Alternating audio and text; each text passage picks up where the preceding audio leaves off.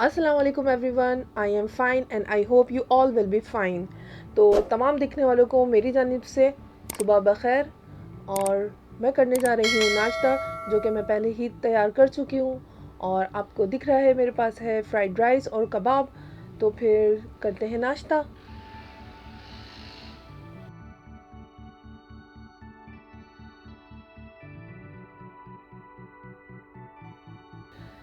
तो जनाब, आप लोग ये बिल्कुल मत सोचिएगा कि मैं कोई हैवी किस्म का ब्रेकफास्ट करती हूँ। नहीं, दरअसल ये रात के चावल और कबाब बचे हुए थे, जो कि मैं रात को सही से खाना नहीं खा पाई थी, तो मैंने कहा सुबह नाश्ते में खा लेंगे। और ज़्यादातर हमारी आम डेली रूटीन में यही होता है कि रात का जो खाना बच जाता है वो हम नाश्ते में या फिर दोपहर के खाने में खा लेते हैं। अच्छी बात है कि रिस्क की बेहुरमती से बच जाते हैं और रिस्क का ज़िया भी नहीं होता। जब तक मैं कर रही हूँ नाश्ता, आप देखिए इसकी रेसिपी।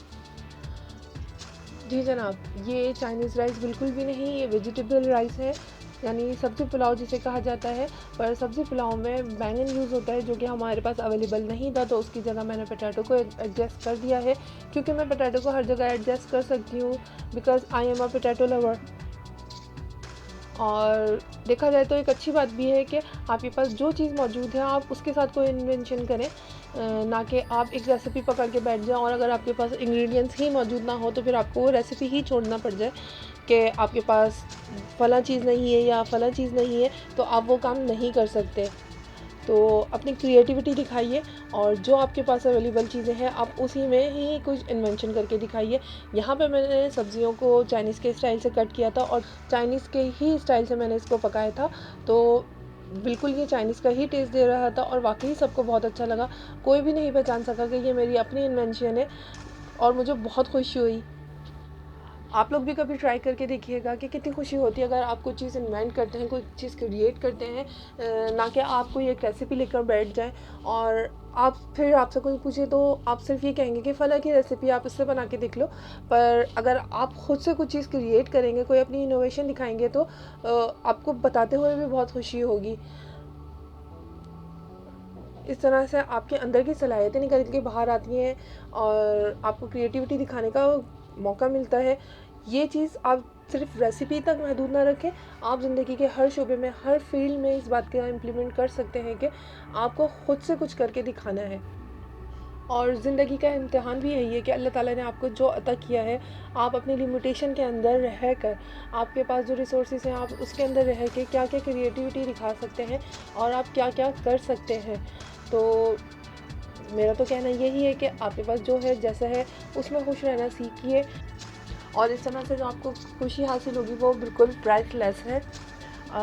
मेरे मुताबिक अगर आप देखें, अगर कोई ऐसा शख्स जिसके पास बहुत सारी रिसोर्सेज हो, इनकम हो, पावर हो और वो कोई काम अंजाम या कोई कारनामा अंजाम देता है, तो नो डाउट उसने भी मेहनत की है, पर मेरे मुताबिक वो कोई इतना बड़ा कारनामा नहीं है। जबकि एक अलग शख्स जिसके पास ये तमाम चीज़ें अवेलेबल नहीं है, ना उसके पास इनकम है, ना रिसोर्सेज हैं, और वो कोई बड़ा काम अंजाम देता है, तो उसकी खुशी बहुत ही ज़बरदस्त और अलग किस्म की होगी।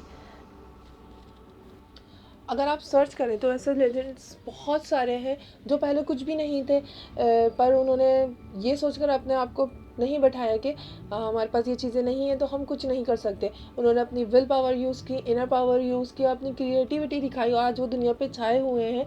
ऐसे बहुत सारे स्पोर्ट्समैन हैं, जब वो स्पोर्ट्स फील्ड में नहीं थे और वो आना चाहते थे, पर उनके पास वो सहूलियात मैसर नहीं थी जो कि एक स्पोर्ट्समैन को ज़रूरत होती है, पर उन्होंने अपनी जो मौजूदा सहूलियात थी उसके साथ ही अपनी क्रिएटिविटी को दिखाया, अपनी स्किल्स को एनहांस किया, जिसकी वजह से आज दुनिया में उनका नाम है। तो मेरा कहने का मतलब यही है कि आपके पास जो चीज़ अवेलेबल है आप उसके साथ ही कुछ क्रिएटिविटी करके दिखाइए और अपनी ज़िंदगियों को मुश्किल मत बनाइए। अपनी ज़िंदगी को जितना हो सके आसान और सादा बनाइए।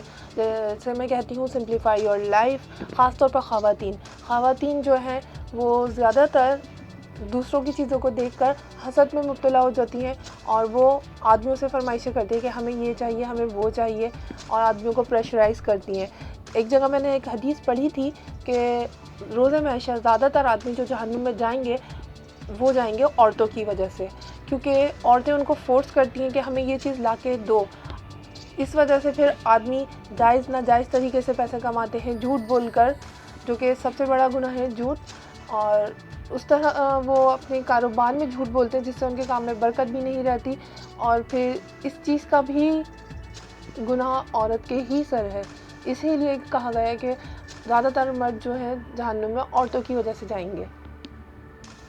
अच्छा, यहाँ पर खाना तकरीबन तैयार होने वाला है। मैंने इधर इस खाने में कोई हैवी मसाले यूज़ नहीं किए थे। इसमें सिर्फ नमक, काली मिर्च और सफ़ेद मिर्च का ही इस्तेमाल हुआ था। और चावलों को पकाने के लिए मैंने चिकन स्टॉक यूज़ किया था, जिससे एक बहुत अच्छा टेस्ट आता है चावलों में। और यहाँ पर फिर मैंने वेजिटेबल्स जो अलग पकाई थी वो उसमें डालकर इसको मिक्स करके दम पे रख दिया था 10 मिनट के लिए।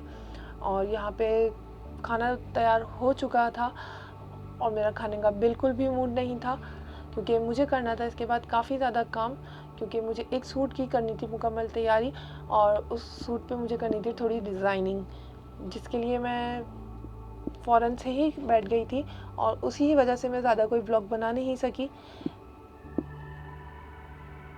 जैसे कि आपको नज़र आ रहा है, बहुत ही सिंपल सा डिज़ाइन है और काफ़ी जल्दी मैंने बना लिया था ये।